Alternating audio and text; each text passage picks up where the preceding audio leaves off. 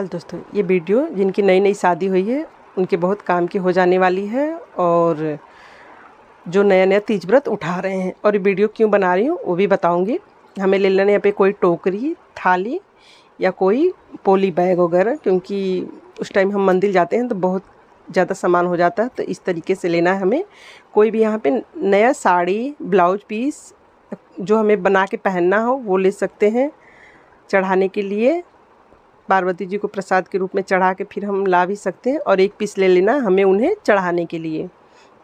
उसके बाद लेंगे यहाँ पे श्रृंगार की सारी चीज़ें होंगी जो हम आराम से ले सकें और जो यूज करते हैं। वो पाउडर ले ली हूँ यहाँ पे मैं।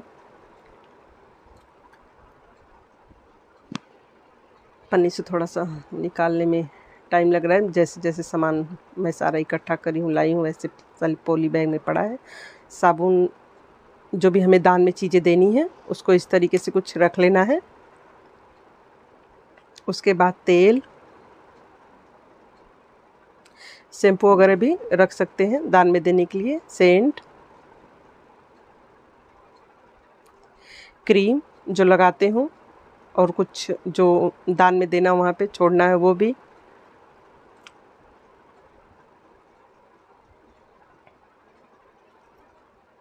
शीशे को मैं थोड़ा ऊपर रखूँगी, शीशा सबसे ऊपर आया तो उसको ऊपर रखने वाली हूँ कि टूटे ना। उसके बाद अम्हावर, जिसको हम अपने गांव के भाषा में बोलते हैं आलता, वो जो पैरों में लगता है तो बहुत ज़्यादा ज़रूरी हो जाता है, क्योंकि हमेशा हम तीज त्यौहार पे लगाते रहते हैं। तो इसे चढ़ा लेना। उसके बाद ले लेना बालों के लिए जो रबड़ बैंड जो भी हम लगाते हैं, क्लचर वगैरह, वो मैं जूड़ा काटा ली हूँ यहाँ पे। क्लचर और रबड़ कुछ इस तरीके से। यहाँ पे 2-3 पेयर दिखेगा। कुछ साथ में हम ले आते हैं प्रसाद के रूप में, कुछ वहाँ पे पार्वती जी को चढ़ा के छोड़ देते हैं। या बहुत जगह पे यहाँ पे नेंथिलर का डिब्बा है, जो बहुत जगह पे सारी चीज़ें चढ़ा के वापस हम लाते हैं। फिर सुबह व्रत तोड़ने से पहले सारे चीज़ों को इकट्ठा करके और कुछ दक्षिणा रख के, कुछ अन्य दान करके हम पंडित जी के घर दे देते हैं। यहाँ पे ये रेड वाला जिसको एंगूर बोलते हैं वो है, क्योंकि आजकल पीला वाला ज़्यादातर लोग नहीं रोज़ में लगाते हैं, तो लगाने के लिए ये रेड वाला है। इसका 2 पेयर हमें कर लेना है। एक तो पार्वती जी को चढ़ा के वहीं पे छोड़ देंगे, एक वापस ले आएंगे। ये पीला वाला सिंदूर ज़रूर रखें चढ़ावे में। चढ़ा के इसको क्या करना है अभी बताऊंगी, आगे वीडियो में बने रहेंगे तो इस पीले वाला सिंदूर का करते क्या है हम। उसके बाद नाखून बालिश, यहाँ पे मैं 2 शेड रखी हूँ, रेड और डार्क।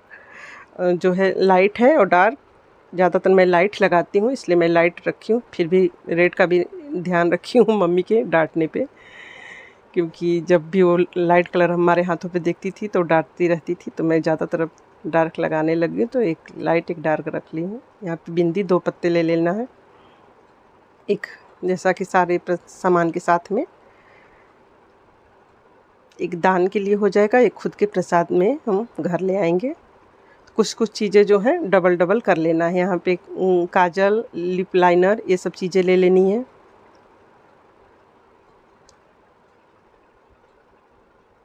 और भी मेकअप की सारी चीज़ें आती हैं जो कि हम चढ़ाव में पार्वती जी को चढ़ा सकते हैं। यहाँ पे छोटा सा बाटल सेंट का है। जैसा कि शिव जी को और पार्वती जी को खुशबू की चीज़ें ज़्यादातर पसंद आती हैं, तो उनको हम सेंट यहाँ पे चढ़ा सकते हैं, तो वहाँ पे चढ़ाने के लिए है। उसके बाद आ जाता है यहाँ पे ये कंघी और शीशा। जैसा कि हम शीशा घर में यूज नहीं करते, ज़्यादातर ड्रेसिंग में ही सब लोग देखते हैं, पर होता है ना कई चीज़ें कि जो हम दान में देते हैं वही हमें बाद में मिलता है।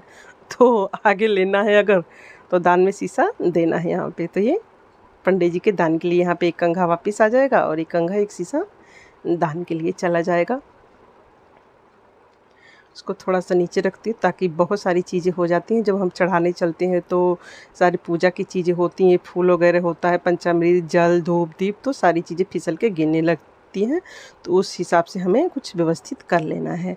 यहाँ पे ये आ जाती है चूड़ियाँ, जो कि कुछ प्लास्टिक की, फाइबर की इस तरीके से आती हैं। ये तो चढ़ाएँ क्योंकि हमें पहनना है, चढ़ा सकते हैं, पर इस बात का ध्यान रखना हमें कांच की चूड़ी ज़रूर चढ़ानी है। कांच का जो है इसमें से हाफ हम पार्वती जी को चढ़ा सकते हैं, हाफ अपने पास साथ में कांच के ले आएंगे। फाइबर की चढ़ानी है, प्लास्टिक वाली चूड़ा वगैरह तो चढ़ा सकते हैं, क्योंकि हमें ज़्यादातर यूज करना होता है तो ले सकते हैं। अब यहाँ पे ख़ास चीज़ें आ जाती हैं, बिछिया, जो है कि बिछिया बीच बीच में हमारी टूटती रहती है या अच्छा लग जाता है तो हम लेके आते ही आते हैं और पहनते हैं। तो उससे ज़्यादा बहुत अच्छा ये प्रसाद हमेशा अपने पास में रह जाता है कि बिछिया अगर हम बीच में लेते ही हैं तो पहले ही ले लें, 30 व्रत के टाइम ही ले लें, ताकि पार्वती जी को ये हम चढ़ा दें। उसके बाद चढ़ाने के बाद अपने पास रख लें, जब भी हमें चेंज करना हो या टूटता है तो ये प्रसाद में जो है चढ़ी हुई तीज पे बिछिया अपने पैरों में डालते हैं तो बहुत अच्छा हो जाता है, शुभ हो जाता है। तो ये सारी चीज़ें कुछ इस तरीके से हो गई हैं। और भी बाकी चीज़ें जो मेकअप की आप यूज़ करते हैं, चढ़ाना चाहें तो चढ़ा सकते हैं, चढ़ावे में कोई वो नहीं है। और ये एक हमारे गली में नई शादीशुदा लड़की आई है जो पिछले साल वो व्रत नहीं रखी थी, इस बार रख रही हैं। तो उनके पूछने पे बन रहा है कि भाभी हमें तो पता ही नहीं है क्या क्या चीज़ें चढ़ती हैं, कैसे व्रत रखा जाता है, तो क्या दान में दिया जाता है। तो दान की चीज़ें तो हम यहाँ पे बता सकते हैं, दिखा सकते हैं कि हाँ हाँ जो बेसिक सी चीज़ें हैं जितना बन पाए, बहुत ज़्यादा परेशान होकर नहीं करना, जो अपने से जुड़ पाए वो हम चढ़ा लेना है, दान दे देना है। पर बहुत कुछ चीज़ें जो होती हैं वो किसी से पूछ के नहीं करी जाती। अपने हमारा कुछ लिपस्टिक और ये काजल छूट गया था साइड में, उसको भी ऊपर रख रही हूँ।